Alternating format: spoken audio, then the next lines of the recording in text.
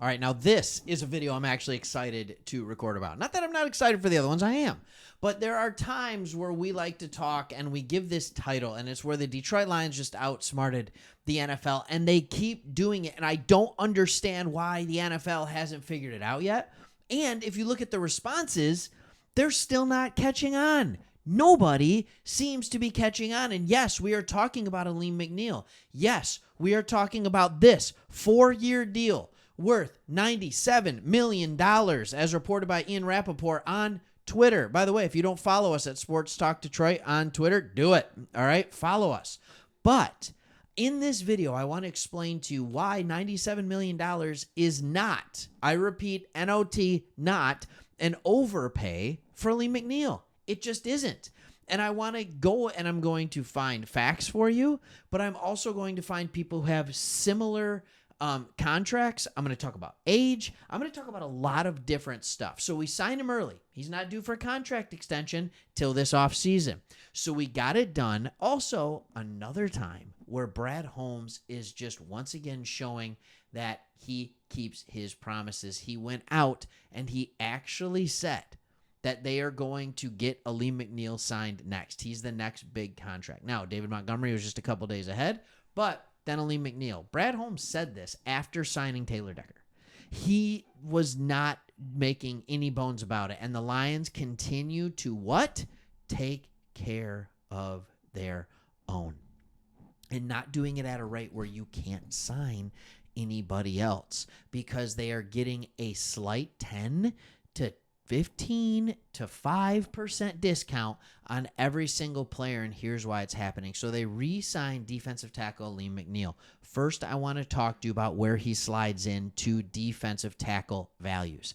$97 million in total value, all right, becomes the fourth largest contract for a defensive tackle. Number 4, remember that number. When you look at average per year, guess what? Number 4. So there are 3 players that are directly above him, and then there are a few players that are almost making identical money to him. So the 3 players above him are Chris Jones, Christian Wilkins, and Madubuike. All right? The Chiefs, the Raiders, the Ravens. So here's what I want to do. I want to take a look at Aleem McNeil real quick via PFF. We're going to look at some specific stats. I can't show you all the behind the stuff, but this is the stuff that you can get. His PFF ranking.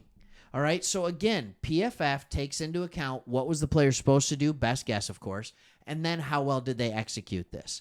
All right, Aleem McNeil last year at 23 years old, 23. Just remember that. Third year in the NFL at 23. He was 21 his rookie year. All right, he got in the best shape of his life, and he came out and he was the number 7 rated defensive tackle with nobody next to him. Nobody next to him. All right? 86.8. This year, defensive tackles have been rated a little bit lower, but he is the 6th rated defensive tackle. And this is a common theme that I want to show all of you guys. When it comes to pass rush, he has an average of a quarterback pressure rate of about 10% over the last 2 years. It's not bad. All right, I want to look at the players who are making more. The highest paid by far, $31 million, $7 million more than Aleem McNeil per year is Chris Jones. Chris Jones, over the last few years, all right, he just got the contract for this year. Before getting his massive contract, he was 5th, 1st, 5th, 2nd, 6th, 6th, 7th, 28th.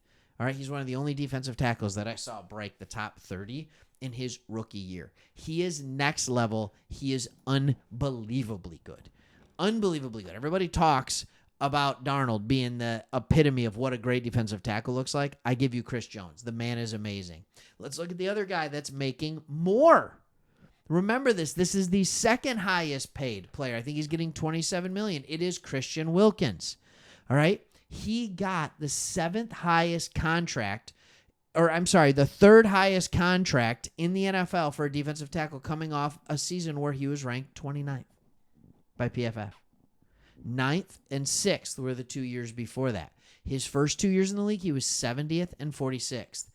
as you can see, there is a trend with defensive tackles. First 2 years, first year rough, second year you start figuring out, third and fourth year you play much better, and then you continue on that trajectory. You can continue on that trajectory. What about the other player that's playing better than, or that is being paid more than him? The only other player being paid more than him, and this is the first time where we have to look at a guy that wasn't, Chris Jones was a second-round selection. All right, Wilkins was a first-round, and now we look at Madubuike. All right, he was never higher. He got more than Aleem McNeil. After the 2023 season is when he got paid, when he was the 17th best defensive tackle in the league. Now, do I think he played like a better than a 17th best? Yeah. All right. Yeah, I do. But a lot of it was just schemed up to get him really good things. He wasn't winning individual matchups as much. But his first 3 years, he just didn't put it together. It wasn't until last year that he became good. Now, let's get off this for a second. I got a couple more players to compare it to. But we need to look at some things. All right. Madubuike just signed a 4-year deal. He's 27 years old. All right. He turns 27 in November. All right. So he's technically 26. Christian Wilkins just signed a big deal. He's 29 years old. He turns 29 in December. So he's 28. Chris Jones just signed a big deal, largest deal by a defensive tackle in NFL history. He's 30, and he actually is 30. All right, he actually is. Not in a month, but he actually is 30. Aleem McNeil, 4th highest paid. 6th and 7th in PFF, 24. Do you see the difference that I'm talking about? Not only that, but I think what we have to use and what we have to understand in some of this is that the Detroit Lions have money to spend. This is our cap room left this year, $30 million. Next year, we need to start spending some of that money. Based on the salary cap going up to $272 million, the Detroit Lions now have the 6th most money to spend in the NFL going into next year. So if you can get a couple of these guys in a more front-loaded salary cap situation, then you can now afford these other guys down the line. You can afford what you're going to give Penei Sewell. You can afford what you will eventually have to pay Aiden Hutchinson. Hopefully he gets back to 100%, even 98%, even 95%. By the way, Hutch, that injury is really hard because he was becoming that guy. Like everybody for a period of time was like, oh man, everybody needs a Khalil Mack, or everybody needs a Von Miller, or everybody needs a Nick Bosa, right? Everybody needs a Max Crosby. He was becoming that next defensive end that for the next couple of years, everybody's going to be like, oh man, he's the next Aiden Hutchinson. He was becoming that guy. He was playing like it this year. He had the front end on Player of the Year. So when I look at this Aleem McNeil thing, we get out ahead of it. It's either you pay him $24 million now, or you wait until the offseason when he's the best defensive tackle available, and you have to pay him 28, 29. They get ahead of it. They get that discount. They save $5 million.